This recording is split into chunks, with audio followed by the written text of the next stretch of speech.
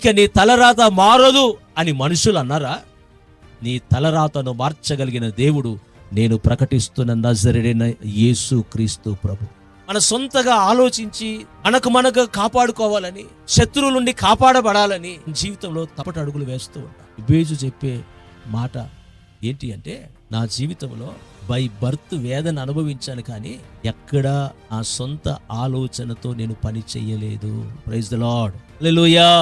వేదన అనుభవించిన మాట వాస్తవమే, కానీ నేను కనుగొని పరిశోధించి తెలుసుకున్న విషయం ఏంటి అంటే, వేదనను దీవెనగా మార్చగలిగింది మనుషులు కాదు, బంధువులు కాదు, స్నేహితులు కాదు, తల్లిదండ్రి కాదు, కానీ సర్వశక్తి కలిగిన దేవుడు. నిష్కారణంగా బలైపోతూ ఈ వర్తమానం గనక నీ వింటే, ఎబ్బేజును గమనించిన నా దేవుడు, ఎబ్బేజు ఇశ్రాయేలు దేవుని యందు విశ్వాసముంచి, మనుషుల సహాయం వ్యర్థం, రాజుల సహాయం వ్యర్థమైపోయింది, ఒంటరిగా మిగిలిపోయాను, అందరి నమ్మి మోసపోయాను అని కుమిలి ఏడుస్తూ ఉంటే, నీ వేదన యేసు వైపు నీవు త్రిప్పితే, నా ప్రభువు నీ వేదనను దీవెనగా మార్చునుగాక.